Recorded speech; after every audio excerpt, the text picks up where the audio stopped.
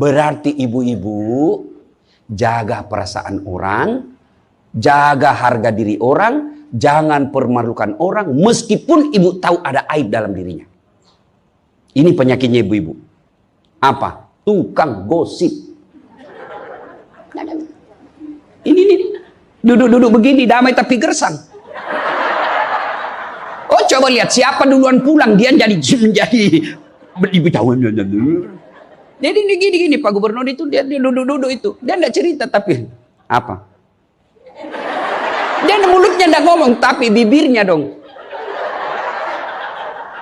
Memang fitrahnya. Apa begitu orang sini? Bukan cuma di sini. Orang Amerika juga tukang gosip perempuannya. Fitrahnya. Maka Nabi katakan kalau perempuan mau selamat, jaga mulutnya, aman dia masuk surga. Cuma kan gampang sekali kita gosip. Lewat teman kita. Apa?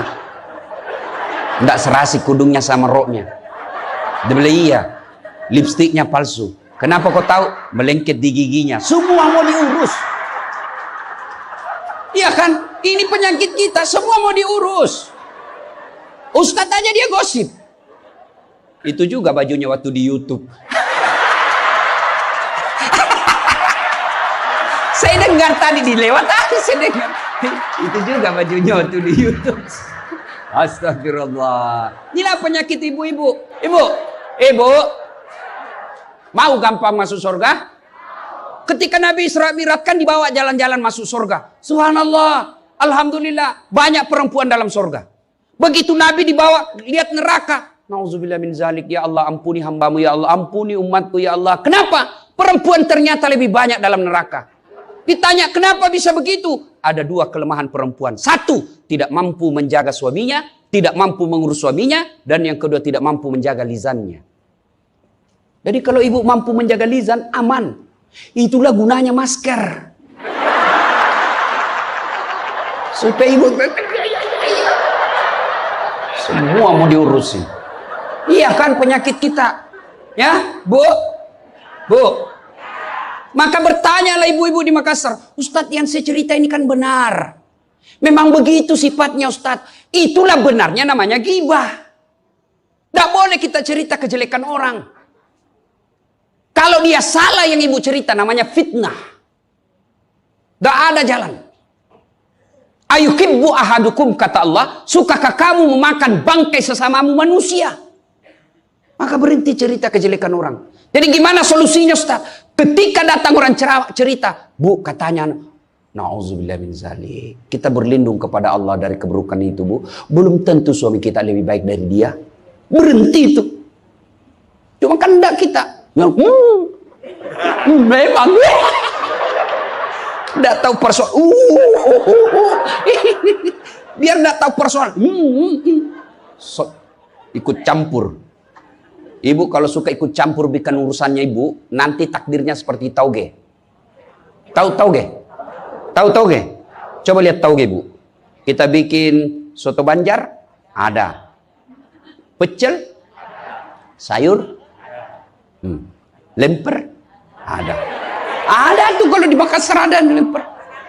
Ayo, maka karena dia selalu ikut campur, Allah takdirkan semua tauge bengkok. Dah ada lurus toh? Maka kalau ada ibu-ibu majelis begini kumpul, teriaki saja pagi-pagi toge nih ya. Ini penyakit perempuan. Maka ini gunanya kita peringati maulid supaya ibu-ibu pulang berhenti cerita kejelekan orang. Tidak ada gunanya menghabiskan amal-amal kita. Nabi pernah kumpul para sahabat dan bertanya, "Atadruna manil muflis?" Saudara-saudara sekalian, kau tahu siapa yang bangkrut nanti di akhirat? Mereka tidak sholat ya Rasul, dia sholat. Yang tidak puasa ya Rasul, dia puasa. Yang tidak haji ya Rasul, dia haji. Yang tidak bayar zakat ya Rasul, dia zakat sedekah. Kalau begitu siapa yang bangkrut ya Rasul? Jarusu wa khati'ur rahim. Tetangga yang jahat sama tetangganya dan yang suka memutuskan tali persaudaraan. Dan salah satu jahat sama tetangga dan memutuskan tali persaudaraan adalah mereka suka menceritakan kejelekan orang. Adakah orang yang senang dicerita kejelekannya? Ada? Ada ibu?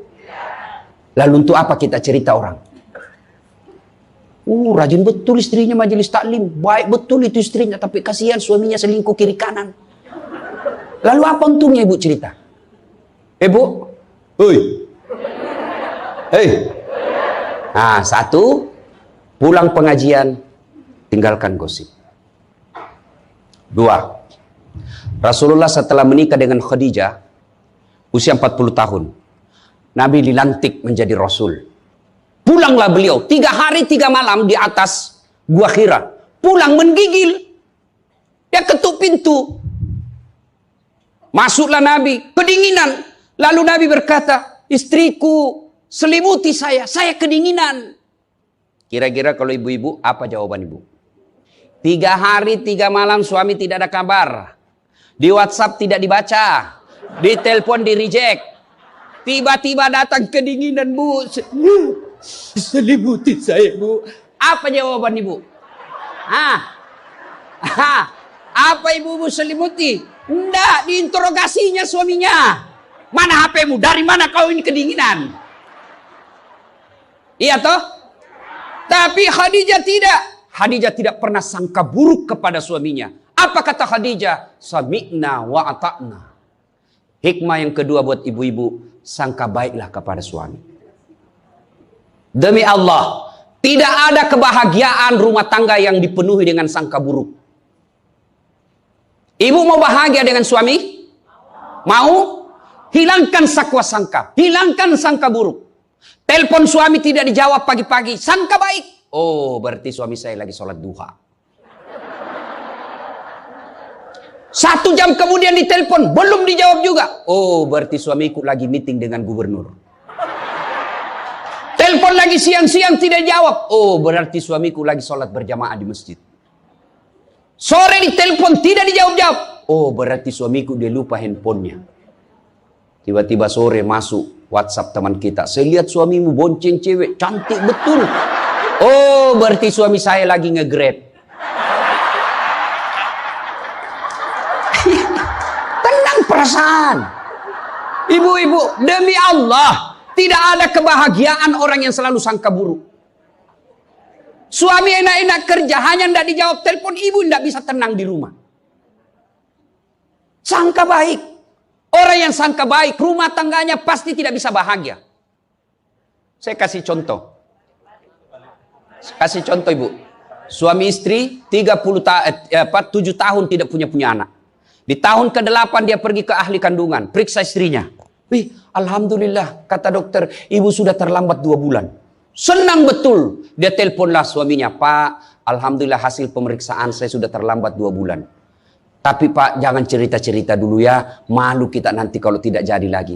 Oke Bu, ini rahasia berdua, jangan cerita ke siapa-siapa. Setuju Bu ya? Setuju Pak. Oke. Beberapa hari kemudian datang petugas PLN. Assalamualaikum. Kata ibunya, waalaikumsalam. Siapa ya? Saya Bu, saya siapa? Petugas PLN. Oh kenapa Pak? Ibu terlambat 2 bulan. Kenapa dia bisa tahu saya terlambat 2 bulan? Wah, dia mulai curiga sama suaminya. Pasti kelakuannya lagi nih si gendut ini. Kan suaminya gendut. Pasti kelakuannya ini si gendut ini. Pulang suaminya capek. Di jalan macet, kehujanan, baru buka pintu. Memang kau pembohong gendut. Apalagi ini pembohong. Orang capek, pembohong gendut. Apa? Kenapa itu PLN tahu saya terlambat 2 bulan? Pasti kau yang cerita. Bukan saya. Kenapa? Wah, suaminya juga marah digendut-gendutin. Dia datang ke PLN. Ada apa kau tahu-tahu istriku terlambat 2 bulan? Dia bilang ini ada catatannya Pak. Kau hapus ini. Ya boleh Pak, tapi Bapak bayar dulu. Kalau saya tidak mau bayar, ya terpaksa punyanya Bapak diputus. Kalau punyaku diputus, apa dia pakai istri saya di rumah? Dia terpaksa pakai lilin.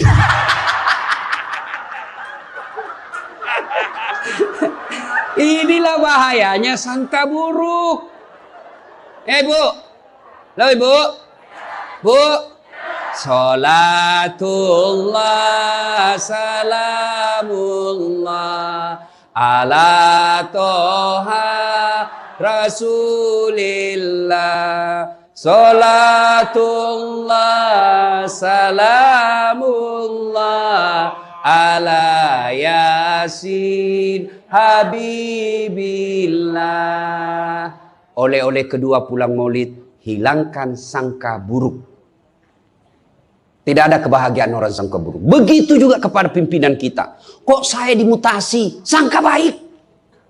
Saya tadinya kok kepala dinas menjadi staf ahli, berarti Bapak dianggap ahli. Ini staf ahli kan enak, ahli yang tidak ada stafnya. Sangka baik.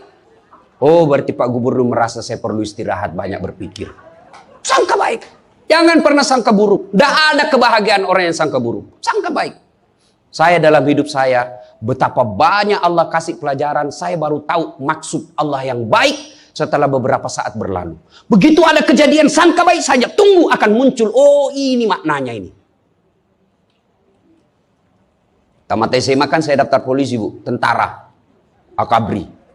Begitu tes fisik, tidak lulus. Kenapa? Ceper. Tidak cukup tinggiku, Bu. Saya protes kepada Allah, ya Allah, kenapa kau lahirkan saya dalam keadaan pendek? Kau tidak jadi rugi jadi Tuhan kalau saya jadi tentara. Teman saya lulus waktu itu, Bu. Dia sekarang polisi 2 bunga, reserse, baret merah. Saya lulus pakai baret putih. Alhamdulillah jadi ustadz. Alhamdulillah karena baret putih saya pakai, mulai baret hiram sampai baret merah, saya ceramai semua. Kasihan terbaik. Gubernur sebelumnya, kepala dinas, tiba-tiba kita tidak ada jabatan, sangka baik. Itulah hidup. Jangan pernah sangka buruk. Begitu juga kepada suami, sangka baik. Tidak ada ketentraman bagi rumah tangga yang selalu disertai sangka buruk. Dan ibu enaknya jadi istri karena ibu tidak tanggung dosanya suami. Saya bilang sama istri saya, mama nyecek. Kan ibu-ibu sekarang suka sekali periksa handphone. Untuk apa periksa handphonenya suami, Bu? Coba jelaskan saya, untuk apa? Ayo, yang suka periksa handphonenya suami ini. Untuk apa, Ibu? Hah? Setelah tahu ibu mau apa? Ternyata besok-besok ada masalah yang tidak menyenangkan hatimu, apa yang kamu lakukan? Mau diceraikan, saya ceraikan kamu.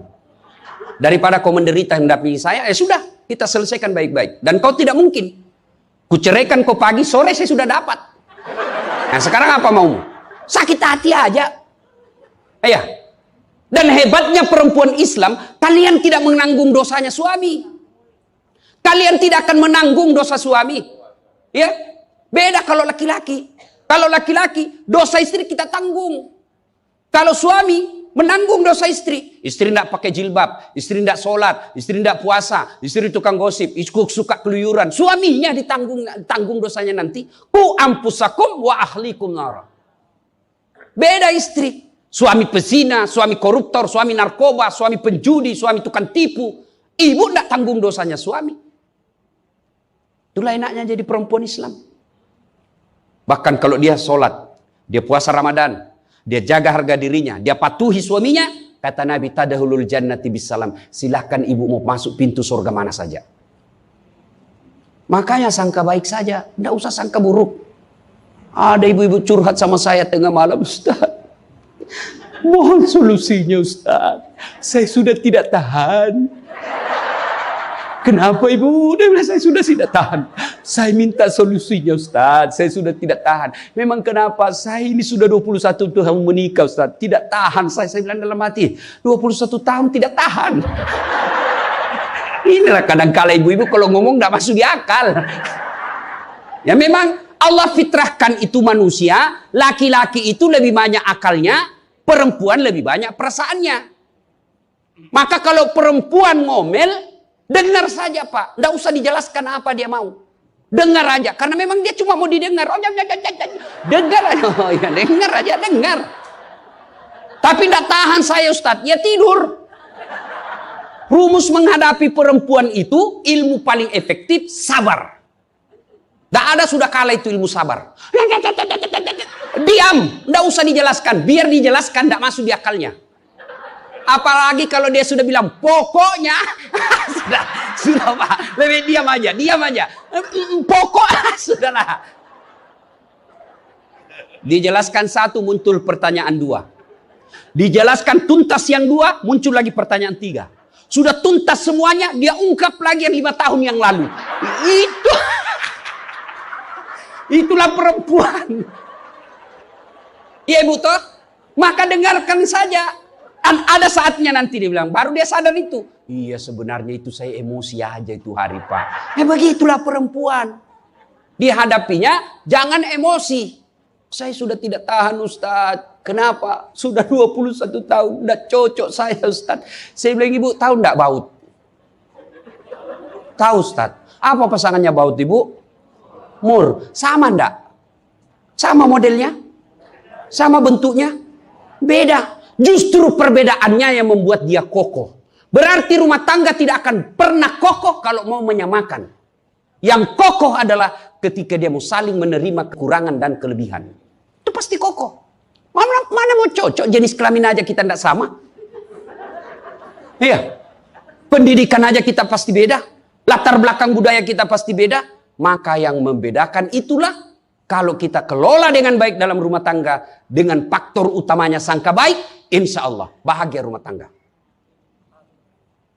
Ya, sangka baik. Tuh Khadijah tidak pernah sangka buruk sama suaminya. Khadijah ketika beliau sakaratil maut, usia 65, beliau sakit. Dan baju yang beliau pakai sudah 8 kali tambal. Tahu tambal Ibu? Itu tambal ke-8-nya 1 sampai 7, Nabi masih menambalnya pakai apa? Masih pakai kain. Di tambalan ke-8 beliau pakai pelepah daun kurma. Kenapa? Habis kainnya Nabi. Padahal sebelum nikah beliau orang kaya. Lalu beliau panggil anaknya, Fatimah ta'al. Fatimah kesini dulu nak. Kenapa Bunda? Tolong kau mintakan serbannya bapakmu. Ada serban yang selalu dia pakai bapakmu itu terima wahyu. Tolong sampaikan ke beliau, saya minta untuk saya jadikan kain kafan. Mudah-mudahan serban itu Allah hindarkan saya dari azab kubur. Mendengar ini, Fatimah berkata, Bunda aja yang minta sama bapak. Dengar jawaban Khadijah. Saya malu minta sama bapakmu nak. Habis hartanya untuk bantu Rasulullah, minta serban, malu. Kira-kira masih ada istri sini malu minta sama suaminya? Pak Gubernur masih ada kira-kira malu minta sama suami? Bukan diminta, dicuri. Ayo, itulah Khadijah. Maka jangan heran Khadijah meskipun sudah wafat, beliau tidur bersama Aisyah, beliau tidur bersama Aisyah, tapi siapa yang dikenangnya? Khadijah. Rasulullah hanya berkata, seolah-olah saya mendengar trompa kakinya Khadijah. Seolah ada Khadijah dalam rumah kita. Aisyah cemburu. Ya Rasulullah, ada apa sih kelebihan Khadijah? Khadijah sudah wafat. Kau nikahi 2 kali janda. Lebih tua dari kamu. Kenapa Khadijah terus? Dengar jawaban Nabi. Kau tidak pernah mampu mengimbangkan, menyandingkan, atau menyamakan dirimu dengan Khadijah. Ketika tidak ada orang percaya kepadaku, Khadijah orang pertama yang percaya ke Rasulanku. Ketika orang memboikot saya tidak boleh bertransaksi ekonomi kepada Muhammad, hartanya habis untuk membantu perjuangan dakwah. Maka jangan heran Rasulullah sangat mencintai Khadijah. Jadi kalau ibu mau dicintai suami lahir batin, jadilah seperti Khadijah. Bukan karena cantiknya, bukan karena kayanya, tapi kebersihan hatinya Khadijah. Kita itu laki-laki kan tergantung perempuannya. Kalau perempuannya baik, akhlaknya baik, tidak mungkin tergoda suami. Ibu mau? Suami tidak macam-macam mikirnya. 3 aja resepnya. Pegang ini, kau kuasai suamimu.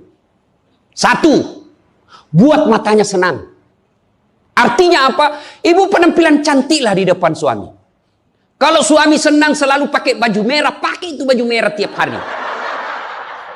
Kalau suami senang warna-warna emas, pakailah itu tiap hari ya. Tapi saya tidak senang warna begini Ustaz. Bukan untuk ibu, tapi untuk menyenangkan suami. Dandannya seorang istri, menyenangkan hati suami, itu ibadah buat seorang wanita. Yang kedua, buat perutnya senang. Bagaimana caranya? Bikinlah masakan kesenangan suami. Kalau tidak bisa tiap minggu, sekali sebulan. Ketika terima gajinya suami, terima honornya suami, ya WhatsApp suami, SMS suami, telepon suami. Bang, jangan makan di luar hari ini. Hari ini saya masak spesial buat abang. Masakan kesenangan saya sudah siapkan di rumah bang. Aman bang, jangan makan di luar. Ini hari spesial buat abang. Senang kita jadi suami. Itu saya kalau terima SMS WhatsApp begitu, mamanya C di rumah dia goreng baru dia kirim. Rasanya kita mau cepat pulang. Ibu pernah WhatsApp suaminya begitu? Paling di WhatsApp, bang jangan lupa singgah beli telur. Bang habis gas.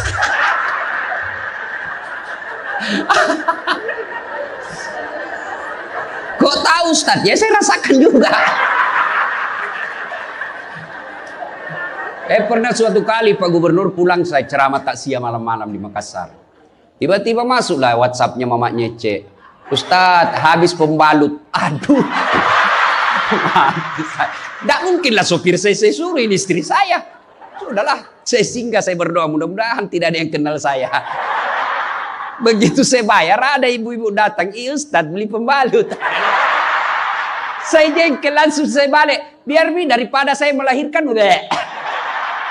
Tenang perasaan. Mungkin ego kita ini buat kita juga laki-laki, ya. Kadangkala ego naik, masa saya eselon, masa saya kepala dinas, masa singgah beli pembalut.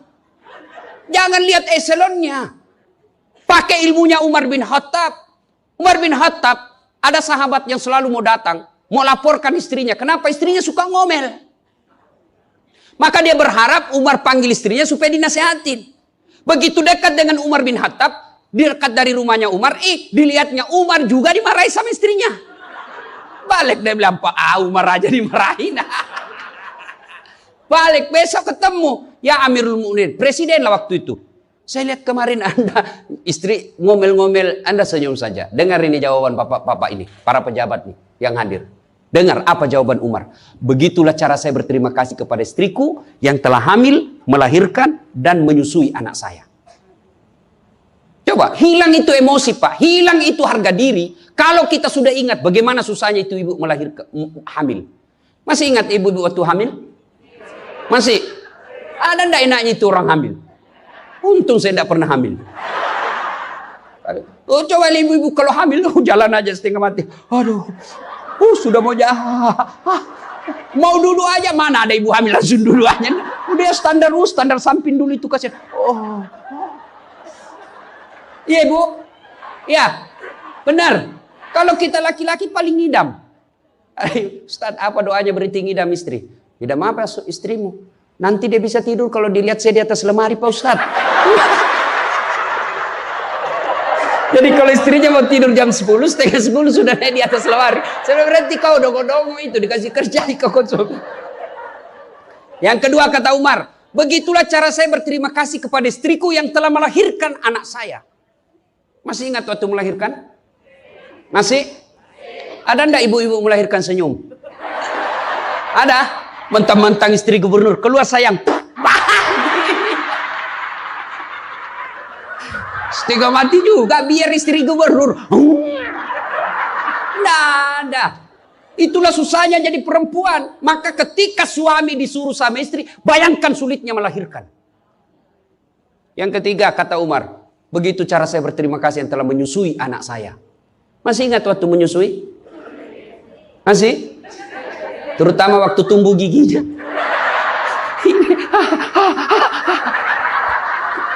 Masih ingat tak?